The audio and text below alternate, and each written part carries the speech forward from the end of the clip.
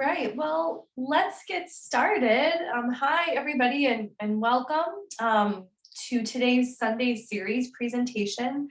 My name is Jenny Nelson, and I was telling Christine I'm going to be off camera today because I have a bad cold and nobody needs to see me work through this entire box of Kleenex. So, but I am here, and I'm on the board of the District 10 Como Community Council.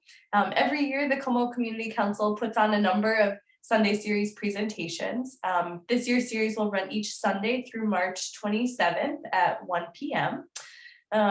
You can find the full schedule of our Sunday series on our website, and I'm going to put a link to that full schedule in the chat. You can also find it on our website, as I mentioned, or our group's Facebook page, or in our weekly email newsletter, which is excellent. And if you're not signed up, I can help you do that. At the end of today's presentation, we'll use any remaining time for a question and answer session. I do ask everyone just to keep your microphones muted until then to avoid accidentally interrupting the presentation. And just a heads up, you should have gotten a message when you joined, but this presentation is being recorded and we'll post it on our website and our YouTube channel after the presentation. So I will go ahead and introduce today's presentation. Is called Welcoming the Dear Neighbor project at St. Kate's. So we're hearing from Christine West, who's the director at the Minnesota Center for Diversity and Economics at St. Kate's, and two of her student presenters. So I am going to turn it over to them to introduce themselves and take it away. Thanks so much for being with us. Yeah, thanks for having us. This is going to be a lot of fun. So we're excited to share with you some of the work we've been doing. As you mentioned, we're part of what's called the Welcoming the Dear Neighbor team, which we'll tell you a little bit about. Specifically, I'm an economist by training, and my students are econ students with an interest in public policy. And so we're going to be talking to you today about some of the research that they've been knee-deep in about the economic impact, sort of the long-lasting economic impact of racial covenants. So I will quickly introduce myself, but then I'll let Ava and Victoria introduce themselves and tell you some more about the project. And I'll jump in as needed, but I think they're really excited to share what they've been learning, and then I can help with Q&A as well. As I mentioned, I'm a professor in the economics department.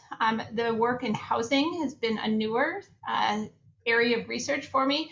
Traditionally, I've done a lot of work about the economics of education, and so I'm really interested in sort of local public finance research. Victoria, would you like to say hello? Hi, everyone. My name is Victoria Delgado Palma. I am a third year or junior at St. Kate's, majoring in economics and international studies.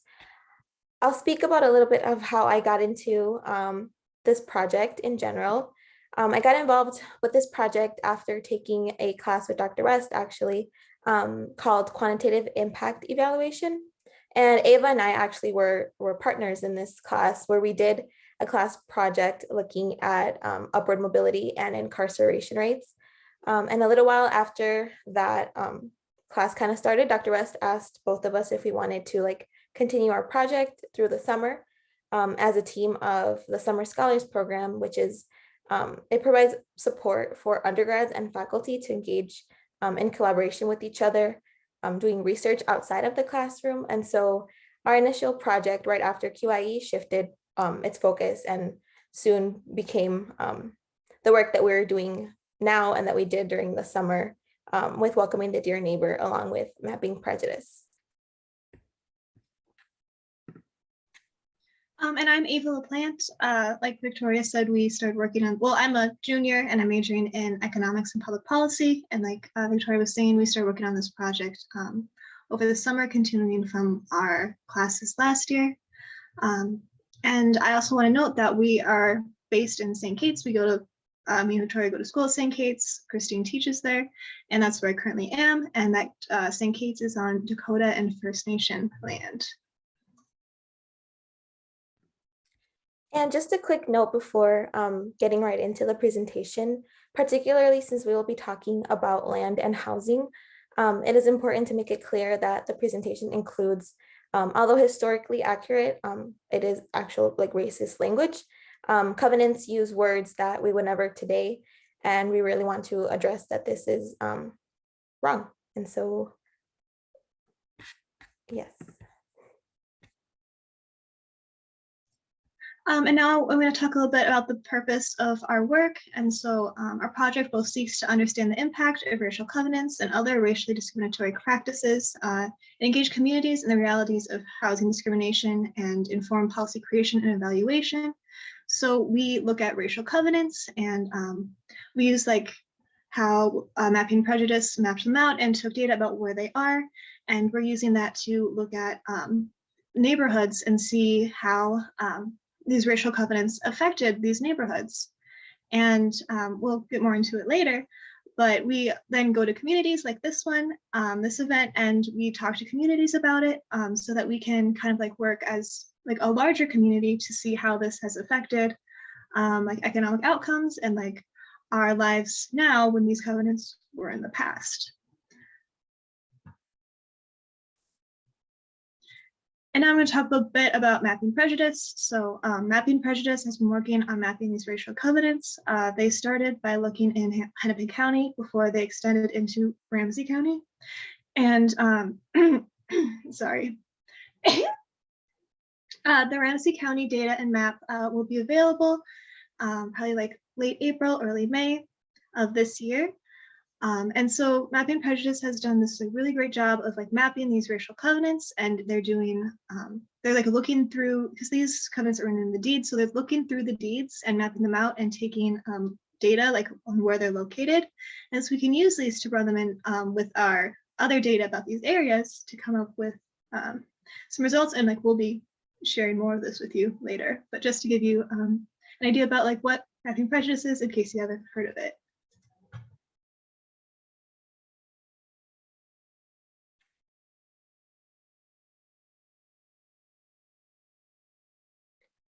So Welcoming the Dear Neighbor is housed actually at St. Kate's.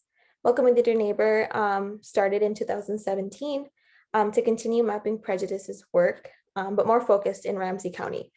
So really what Welcoming the Dear Neighbor does is they're working to understand more clearly the experiences surrounding housing inequality, segregation, and racism, and the unique development and enforcement of housing segregation, specifically in Minnesota.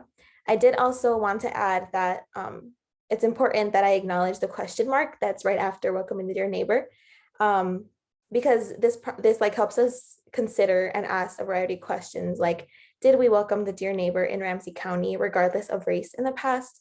How have we demonstrated care for our dear neighbor in Ramsey County regardless of race in the present? And if we didn't welcome the dear neighbor historically, what do we do about this in the present? And so that's something, a quick note that we always just like to make to explain why there is a question mark behind welcoming the dear neighbor.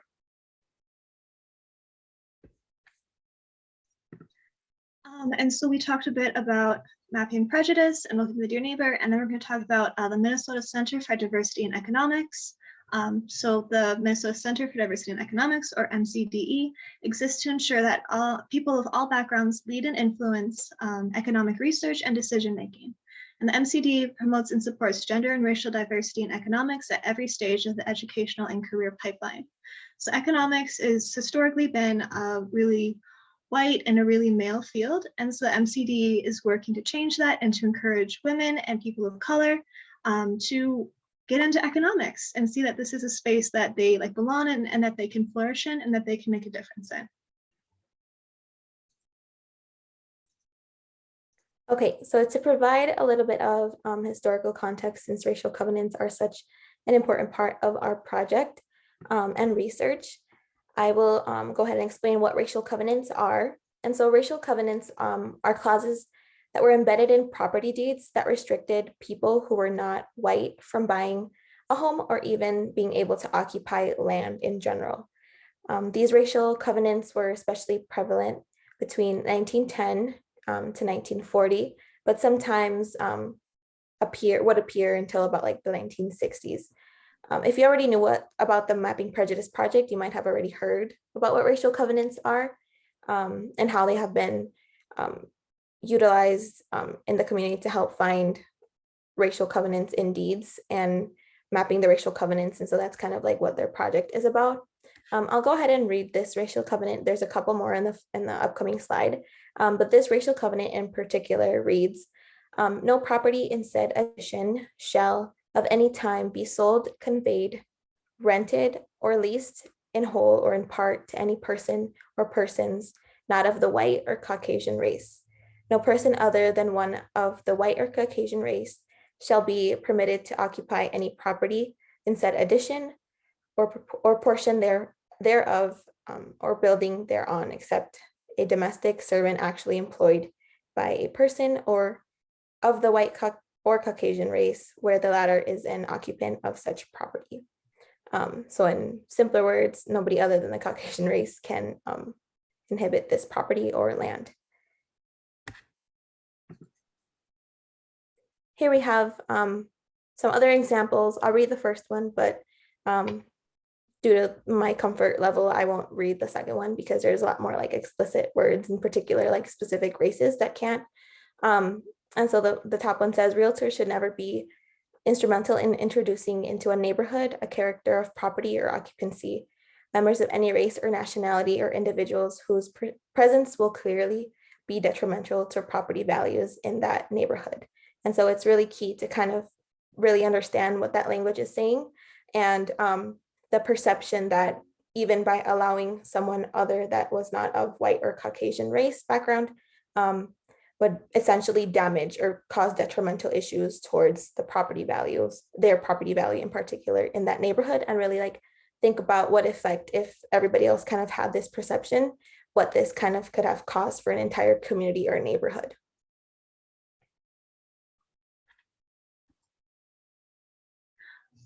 So this is an advertisement for instance, Como Park edition. So we thought that this was a good thing to put in this slideshow because we're talking to Como Park. And so it's advertising a bunch of residential lots for people to have homes at. And so you can see in the highlighted section that these racial covenants were actually a selling point of houses, that realtors or people who are selling houses would put these racial covenants in because they thought it would make it easier to sell, or that these houses would be more desirable. So when we're like looking at these, we can start to see that these were seen as like a feature of the house, and we're seen as a way to like protect property value, which we'll talk more about later. But if you want to sell your house for more money, this might be a way to be able to get more money for your house. So not only is it important to know about racial covenants and their existence and like the effects that they have had, but it's also important to acknowledge that there are also other federal government programs that were explicitly designed to increase and segregate housing. So these housing programs really began around like in the 1930s under the New Deal, and are said to have been equal to a state-sponsored system of segregation. These government efforts were, and I quote, primarily designed to provide housing to white middle class and lower middle class families.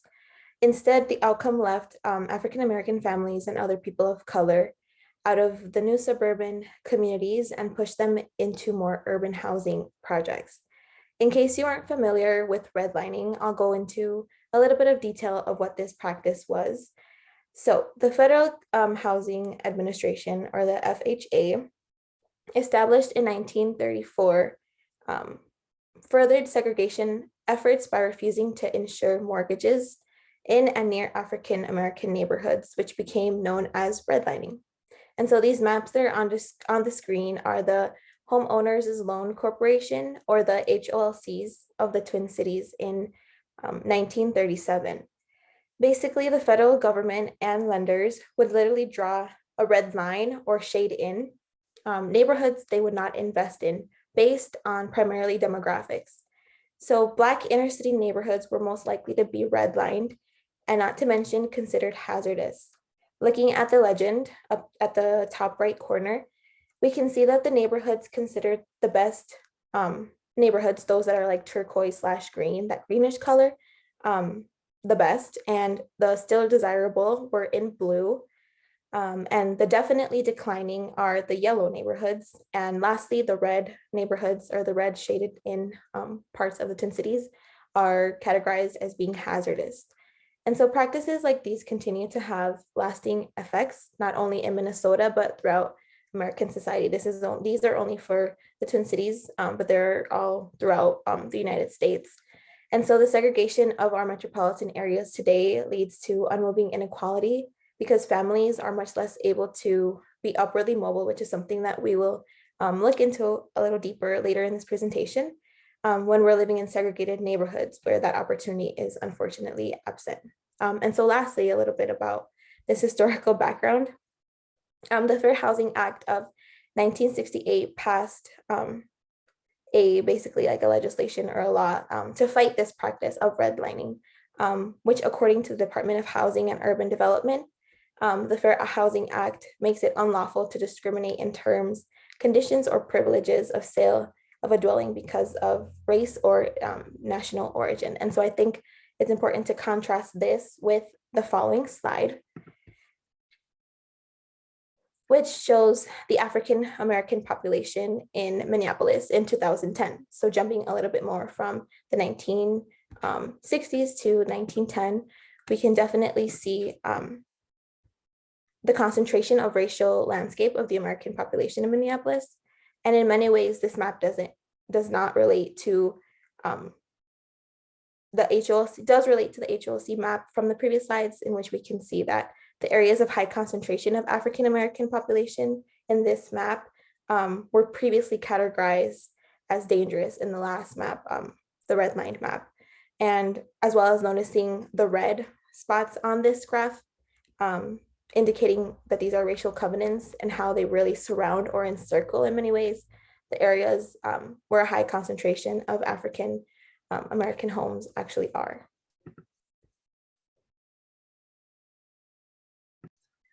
And now we're going to talk about some previous research on racial covenants because what we're adding on, our work is adding on to an existing body of work on racial covenants. So some work by Sud saw that houses that were covenanted have on average a 3.4% higher present day values, and a 1% increase in covenanted houses in a census block reduces Black residents by 14% and Black home ownership by 19%. And then a paper by Whipple saw that covenanted homes were 15% less likely to foreclose during the Great Recession. So Minnesota actually has like the highest rate of discrepancy between Black homeowners and white homeowners. It's way more likely for white people to own houses. And so this is kind of showing that like racial covenants were put to racial covenants were put to protect the value of houses. And we can see from Sud's paper that's what they were able to do. They're 3.4% higher present day values than houses that were not covenanted. So these were put very specifically and like looking towards the future. And that's why they're so important today, is because these weren't just something that happened in the past and like stay in the past. These racial covenants were made with an eye towards the future, a future of trying to protect their house values and a future towards more segregation and trying to make more white spaces. But now we're going to move on into talking about upward mobility, which is the metric that we are using to look at racial covenants. So upward mobility is a metric that is used by economists. We use it to think about intergenerational outcomes, such as intergenerational transfers of wealth. And so we are using an upward mobility measure from Raj Chetty's Opportunity Atlas that looks at how neighborhoods affect children's later life outcomes. So Raj Chetty took this birth cohort from 1978 to 1983, and he tracked where they lived and what their outcomes were when they were about 30. And so it's used to see how did the different neighborhoods affect children's life outcomes, because the schools that people go to, the libraries that they have access to, the public parks they have access to, even the clean air, cleaner actual access to water affects how children grow up. And so on the next slide, we have, when you open up the Opportunity Atlas, you will see this big map of the United States. And then we highlighted the Minneapolis, Minnesota, Wisconsin area. And so this is looking at household income at age 35 for this birth cohort of children from 1978 to 1983. And Christine always likes to joke that we think like this was so long ago, but Christine is like part of this birth cohort. And so we're like, wow, these people seem old, but and then we're like, oh no, it's just like Christine and other people her age. But we're seeing like how they like ended up, like what their income is when they get older. And so you can see, well, red is pretty low and then blue is high. And so that's like, so red is on the low side and then blue is on the high side. And then you can see it's really red when you look towards like Florida and that area over there. And then it's pretty blue over up in Minnesota. But we're going to zoom in a little bit and take a closer look. Yeah, so at a first glance from that previous slide that Ava showed, you probably wouldn't have thought that there was going to be a lot of variation here in the Twin Cities. But zooming in, we can definitely see that there is a lot more red and orange indicating lower household incomes as opposed to like the entire map in the higher scope, looking at the United States itself. So we really wouldn't expect for there to have been any change in the upward mobility in the shading of Minnesota. But like, as we can see here in this first zooming in, we can definitely see that there is a lot of local variation. And the cool thing is that here we have the ability to zoom in even further, which will be the next slide, where we can definitely begin to see some patterns. And so we can definitely see here that there's a lot of variation even within the cities. And so it's really interesting to just think about like how in the grand scope of things, we wouldn't imagine for there to be this much variation. And that encircled area up at the left upper hand corner, we'll zoom in a little bit more. And since we are presenting for Como, we wanted to look even further. And so we can definitely see there's, I would even go as far as saying like middle to high income values. And there isn't really a lot of variation of the household incomes within Como Park. And so it's interesting to see that.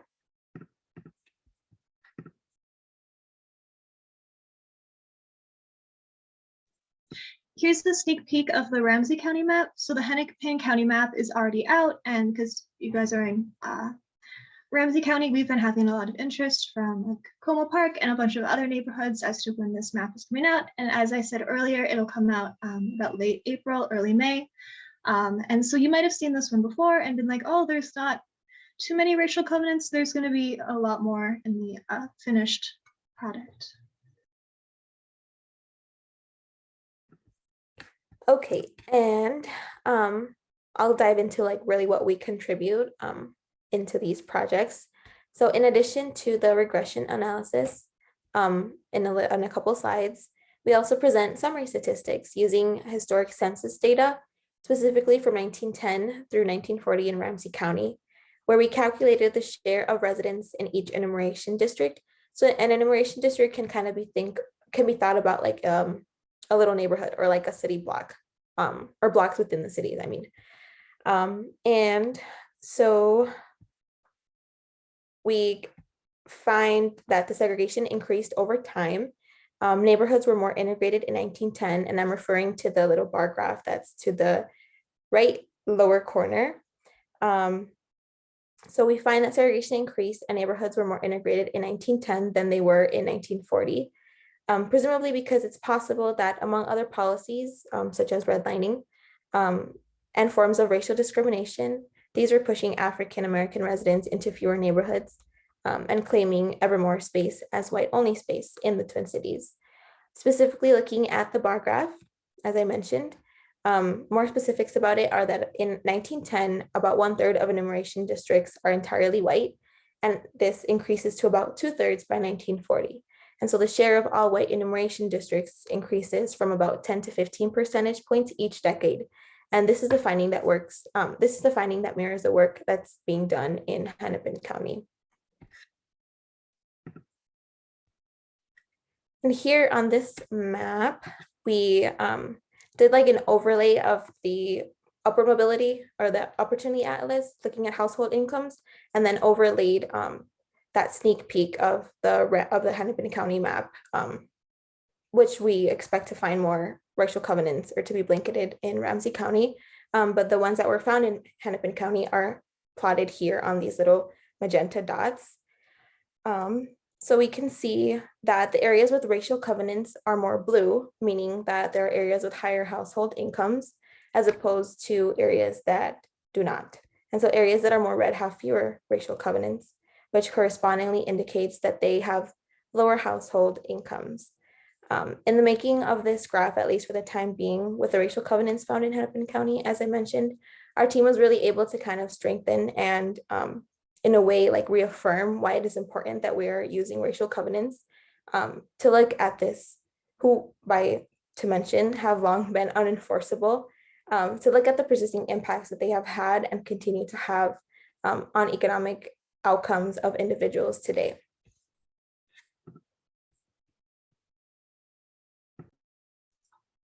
Whenever we do a presentation, we always want to put in our regression, and then sometimes we just don't have enough time to talk about our regression, but we were so excited to have an hour, so we're like, oh, this is going to go in. So here's our equation for our regression. I was talking to Christine and Victoria earlier, and I said, oh, they'll all get it, but just to humor us, I will explain it to you. So we're looking at the outcome of upward mobility for the 25th percentile. So these children born in the birth cohort from 1978 to 1983, who were born into the 25th percentile, and the little t+1 means the present time. And then we are looking at it using, we're looking at if there's covenants, racial covenants in the area. And then we are also adding in the household income in 1990 in these neighborhoods, the 1990 single parent share, and the 1990 median household rent, and then the 1990 median house value. And so we have the t+1, which is the present, and then all the other ones are t, so they're all from 1990.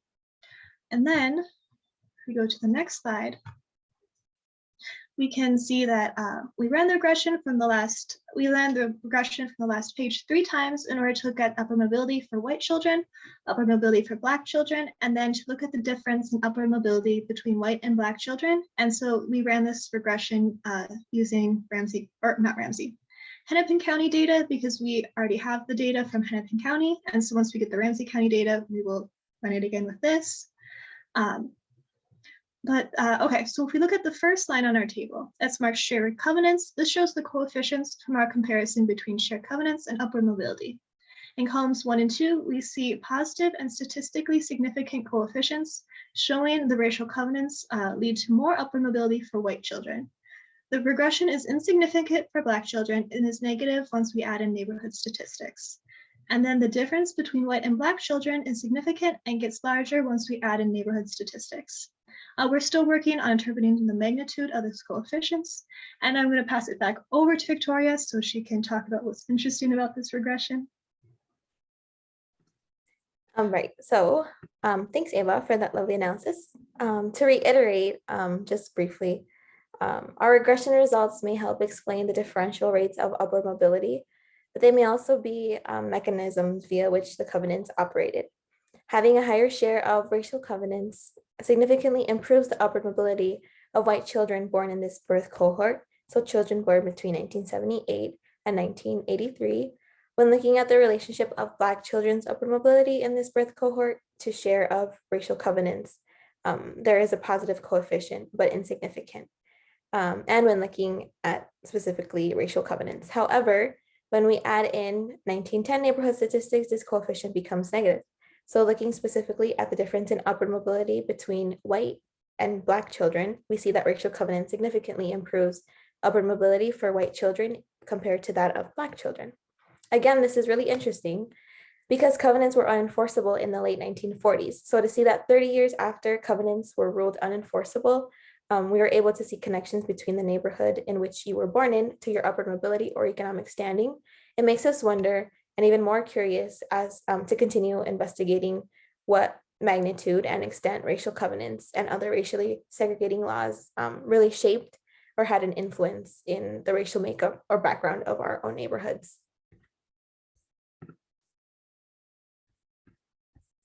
So we thought it'd be a good idea to include some demographic information about Como Park. It's a little bit tricky to see in this graph specifically, but we have a couple more coming up that kind of like better demonstrate. But basically we can see that there's a high percentage of white residents in Como Park as opposed to any other racial people.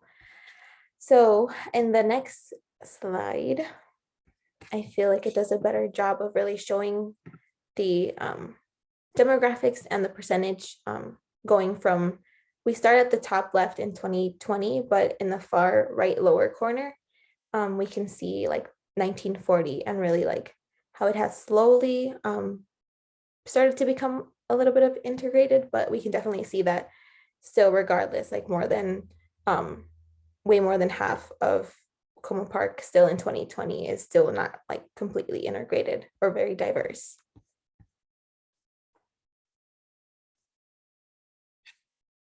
And so now we're going to look at these upward mobility statistics, but looking specifically at Como Park.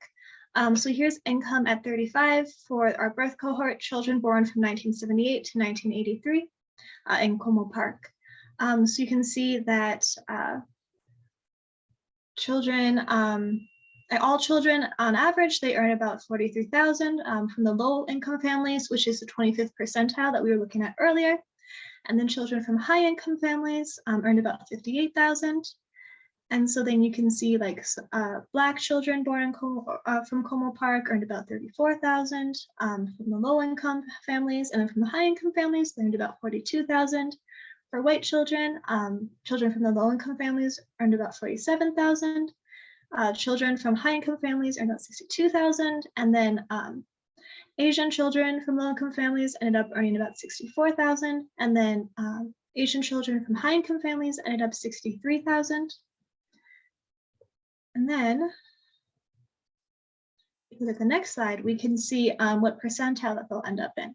So when we say upward mobility, children who started in the 25th percentile and end up going up to a higher percentile, that's upward mobility. So we see that all children from the 25th percentile, on average, from Como Park, born in this birth cohort, ended up experiencing upward mobility. So like all children on average ended up in the 50th percentile. Black children ended up in the 43rd. White children ended up in the 53rd, and then Asian children ended up in the 65th. And then if we look at the other side of upward mobility, there's downward mobility.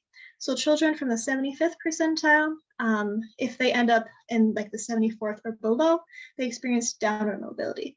And so then most children in the Opportunity Atlas actually experience downward mobility if they're from these higher, or a lot of them end up experiencing downward mobility if they're from these higher percentiles. And so we can see that this is the case in Como Park.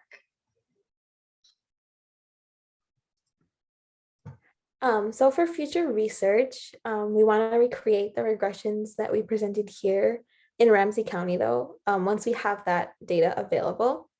We also plan to analyze the text of racial covenants to see how the language of racial covenants changes over time, because there are different words and even words that we consider to be slurs now that definitely changed as the years progressed with the racial covenants embedded in property deeds. We also hope to use census data in St. Paul from 1910 through 1940 to build on an existing segregation index done by Trayvon Logan and other economists who really like, instead of looking super broad and like at neighborhoods and like enumeration districts, they really narrow in on differentiation like between neighborhoods. And so it's not so much like on a larger scale, it's more like if I am a person living in a neighborhood, what is a chance or the likelihood that I will choose to buy a home next to somebody else of the same race or not of the other, or what's the likelihood that my neighbor will be the same race as me, and so on. And so we really hope to continue to building on their segregation index and really just to contribute to ongoing conversations surrounding this issue, ranging from like housing equity to reparations and so many more policies.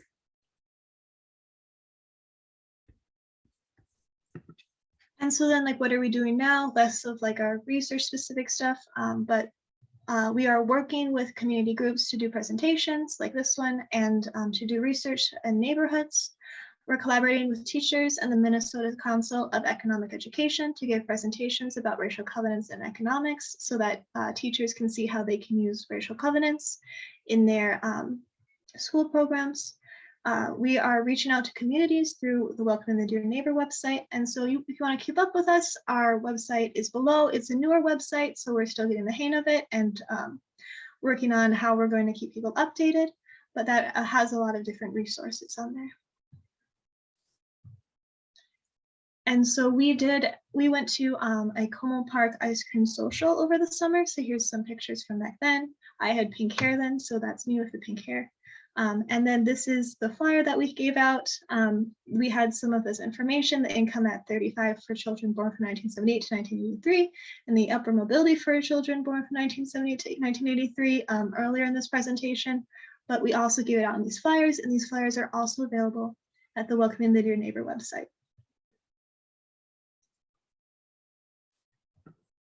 So we also wanted to mention a awesome program at St. Kate's, which is CFAM. So CFAM is the cross-generational female economist mentorship program.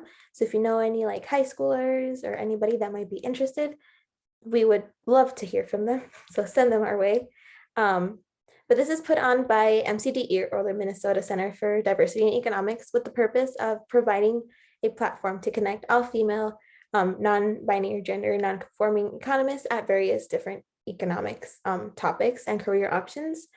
And at the end, they will earn a certificate for each subject they master, drawing on their mentorship teams for support along the way stages in economics, education, and career pipeline. So this mentorship team, these mentorship teams in CFAM consist of one or more members across high school students, introductory econ students, econ majors, and alumni.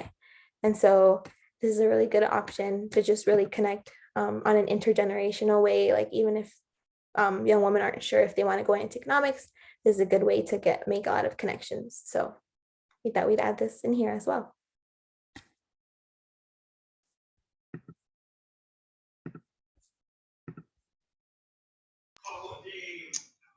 Awesome. Thank you, ladies. That was well done.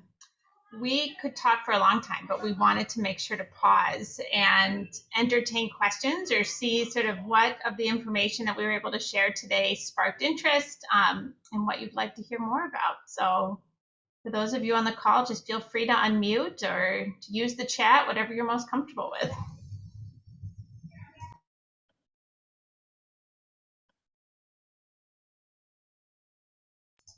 Laura, you're so polite, raising your hand. You're up. Hi, thank you ladies for a really nice presentation. You got on a day where the weather is really nice and I'm sure people are out running around. And I do know a couple of the other members from the committee we've been working on. One is out of town and actually I think they're both out of town, and I just got back into town. So I again really appreciate you presenting some of this information.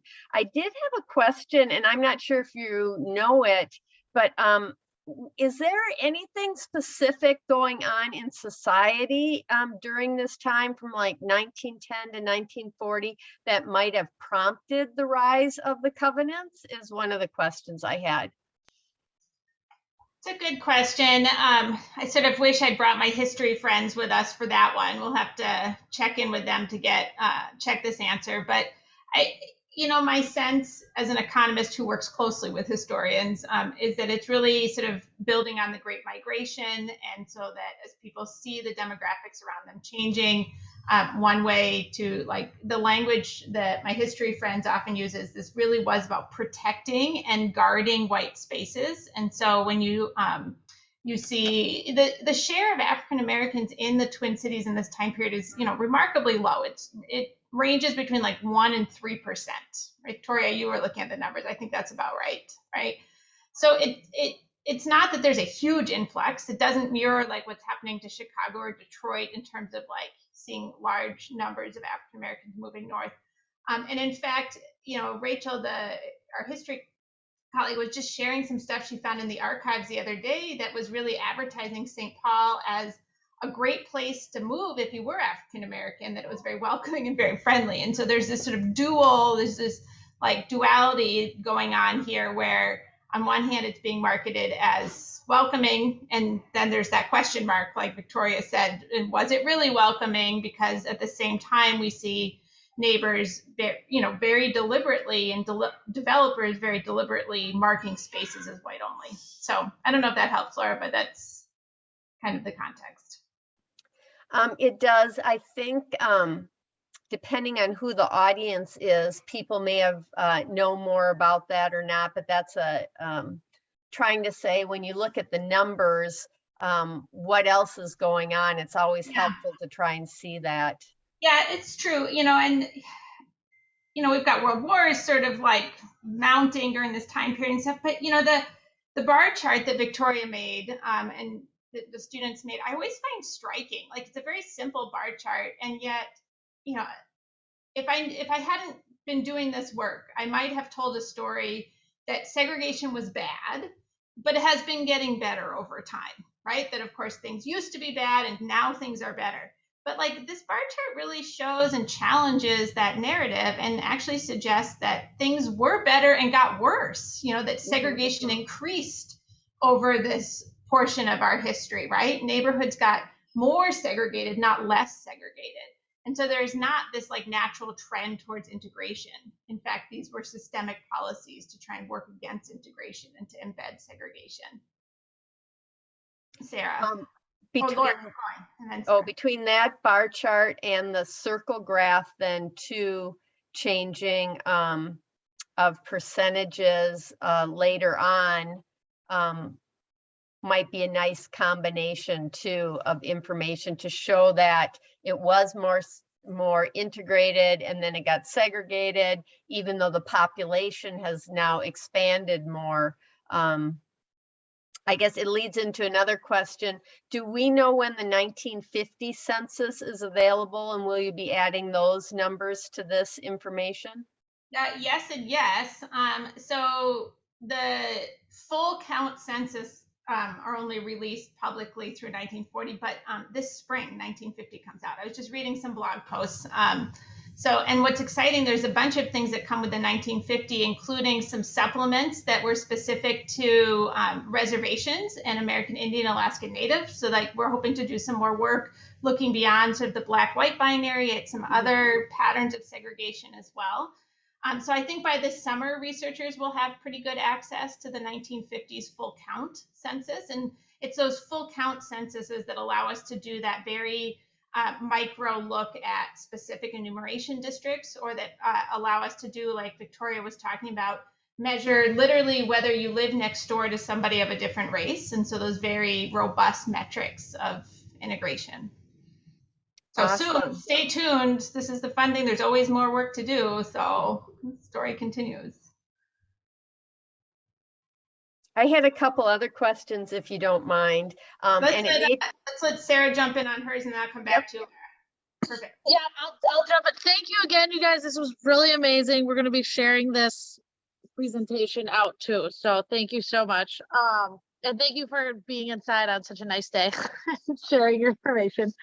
But I was also wondering if through your research, you've kind of recognized policies that are still in place today that maybe not as like noticeable or not like stand out as like trying to keep people out and segregated. I mean, things that I think of right away that I think people have been talking about is like bank loans, and then also like appraisals, how depending on who you are, your appraisal of your house can be different.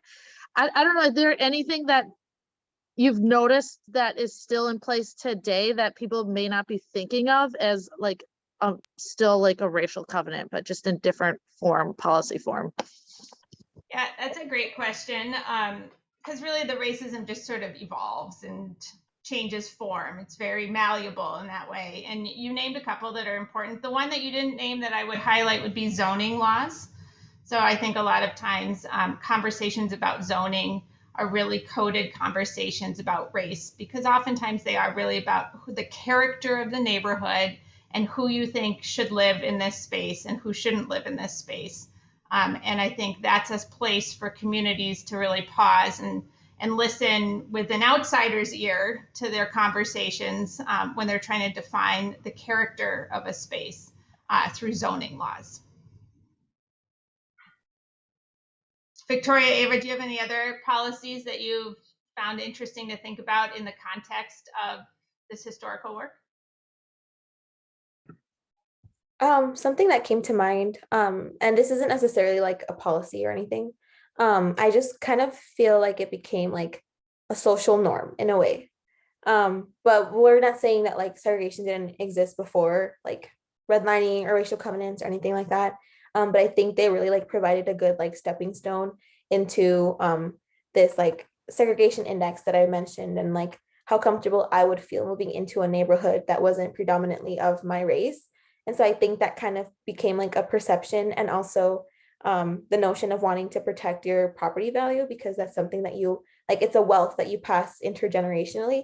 I think that could also be like, it's not necessarily a policy, but I think it just became kind of like the mindset, and then it soon just became like normal to That's think a in great this point, way. Victoria. I'm glad you sort of brought us back to that language around property values, because we do see a lot of this like, well, I would be fine, except it's going to hurt my property value. And so as economists, we're really interested in the way that people are using that language for that asset, because we didn't sort of bore you with supply and demand charts, but it's interesting that, you know, by excluding buyers, you should be actually decreasing the value of your home, right? Like we have evidence in the historical record that there were African-American families that were willing to pay a premium, to pay higher prices to buy these houses. And so people were taking lower prices in order to maintain the character of the neighborhood. And so there's this self-fulfilling prophecy around this detriment to the property values that's really going to be interesting to unpack, I think.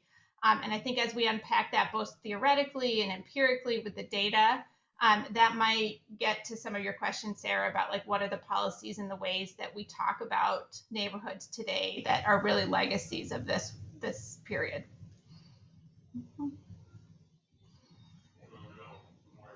Laura, you want to go to your next question on your list? Other people should feel free to jump in too, but we'll chat as much. Yeah. I wondered, you showed the one picture of the Frankson developers and their advertising. Had you run across any other developers advertising of something like that in the same area? So this is the one that's, you know, closest to your neighborhood and most salient. Rachel and her team, who are deep in the archives, keep looking for more and more examples, and we'll share them as they come. You know, like Ava or whoever, I think it was Ava presenting on this slide, or was, I think what the team finds most interesting here is how it was promoted, because sometimes people think these covenants were a secret that people were sort of doing on the sly and slipping in, you know, because you sign so many things when you sign your mortgage, like who the heck knows what you're signing, right? But this, I think, really counters that narrative. It wasn't a secret. It was very much out in the open. And to the point that Ava made, even a selling point, a feature. And so even though you're excluding some buyers, you're hoping to rig up the demand for other buyers who are looking for this as an amenity, you know, just like here's a fourth bedroom or an extra bathroom. And by the way, white neighbors. So it speaks to that character. But yeah, as we find more artifacts, and I keep telling people, I think I've said to even some of you, I feel like some people probably have clippings in their basement, or, you know, go through your grandma's stuff, or when you bought the house or anything, like there's going to be artifacts in unexpected places as we get this work out into the community. I was wondering too, if you ran across anything regarding Jewish neighbors or any other Native American neighbors in the census numbers.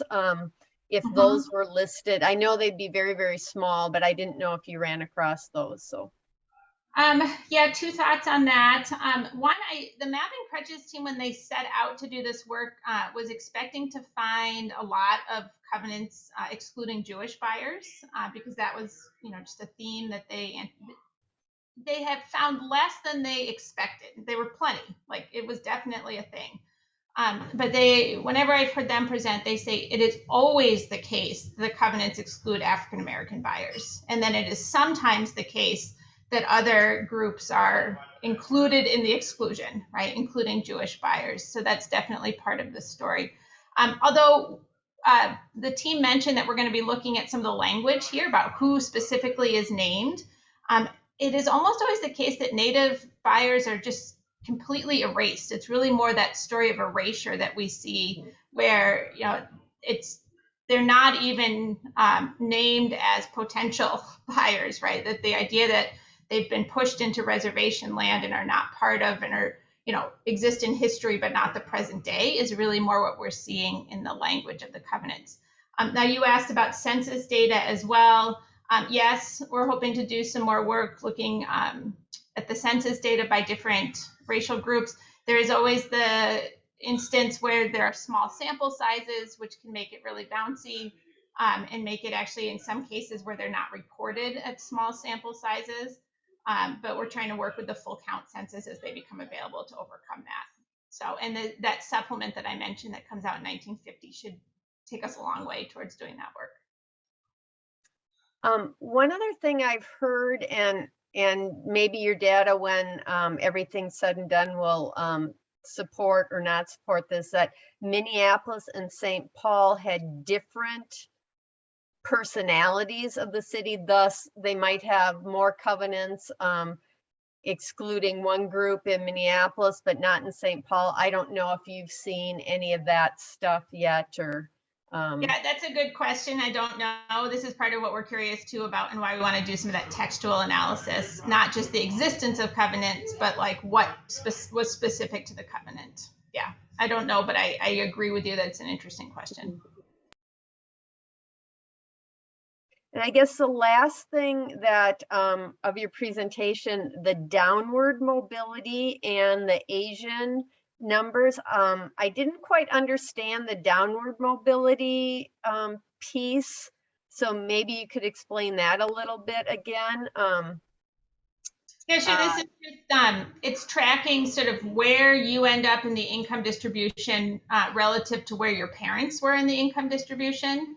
And so this is saying that kids whose parents were in the upper quartile of the income distribution don't always land themselves. There's actually some downward mobility. This is a case of small sample size, and I wouldn't draw too much from it. Go back a slide, actually, Ava. The statistic that always jumps out to me here is like if you actually look the average income for white children who were born in low income families is $47,000. And the average income for Black children who were born into high income families is less than that, is only $42,000. So I think there's some striking comparisons here that are maybe on this slide rather than those percentages. Do you have a slide like this for all of Ramsey County? That, yes. You know, shows the here's maybe Como Park compared to Ramsey County or something like that, or? The reason I said yes somewhat hesitantly is I think we do, and if we don't, Ava could probably run it pretty quickly so that you could see where Como stacks up against other neighborhoods. Because it just brings up a really good point on that small sample size that can skew numbers. Yeah, there's like a healthy tension between wanting to get real micro and just look at your neighborhood, but then it's noisier. Just in statistics, that's what happens. Mm-hmm. Thanks for the good questions, Laura. Thanks for. My experience goes back to having an interest in geography and economics and history, all those things blending over time, and the different organizations that you mentioned too. So it's really wonderful to see you ladies digging into this and interested in it, because there weren't very many women in different technical fields when I was going through also. So it's nice to see your faces here in doing this sort of work. Yes, St. Kate's will claim that with pride, for sure. Wonderful. Anybody else who's been sort of, you can see you're all engaged here. Anything else that you'd love to hear more about?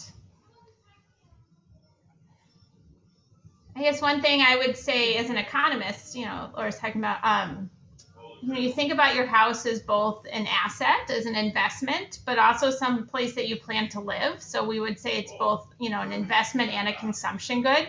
And I think some of the work that Victoria and Ava are doing here on upward mobility really speaks more to that, like, consumption good. Like, you're going to raise your kids here, you're going to be in this community. And I think that's interesting for community groups like you all to think about, not just the property value, not just the idea that it's, something you own that you want to amass wealth with, but also something that speaks to who you want to be and express yourself, where you want your family to grow and thrive. So it's interesting to meld that story with that data and to work with groups like Como. Como has been a really wonderful partner. So thank you back right at you all. Of all the district councils, I won't say you're the best or anything, but you have been at the fore of asking good questions and asking for this data and thinking about how this might inform your work and how this might inform your community conversations. So I want to commend you for that.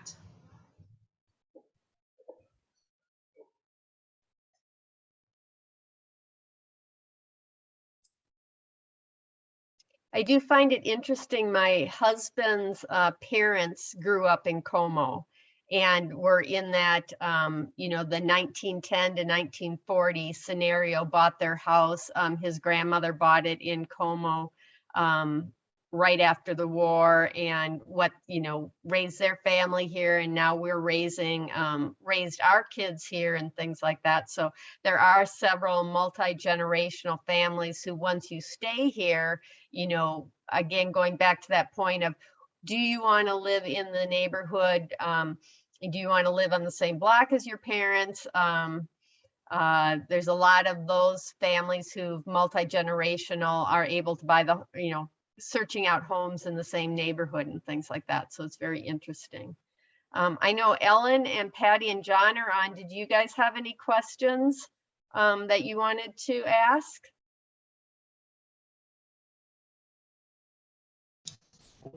No, I don't have any questions, but thank you.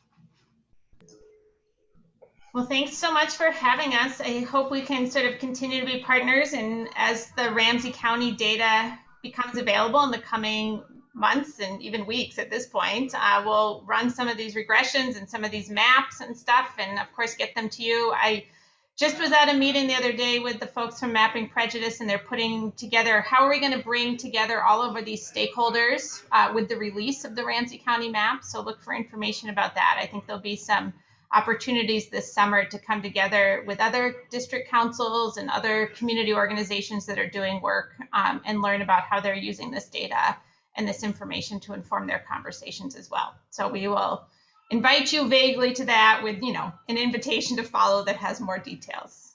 So, but thanks so much. Sorry we didn't quite fill an hour and a half, but like we've said many, many times, it's a beautiful day out. So maybe we'll just let you all go for a nice walk in the warm weather while it lasts. It's sort of that spring break feel, like maybe it's going to actually warm up and the snow will melt here. Thank you so much, Christy and Victoria, Ava. This was amazing. This information is so important. This conversation that you've started it's critical to the really health of our communities. And just thank you so much for the work that you're doing and for your time today. I'm going to put a little plug in the chat for next Sunday's presentation about the courts. It promises to be a really good one, and we'll make sure that this recording gets out to everybody. We'll plaster it all over social media for sure. So thank you so much again to you all. Thank you. Thank you. Thank you so much. Thank you. Take care.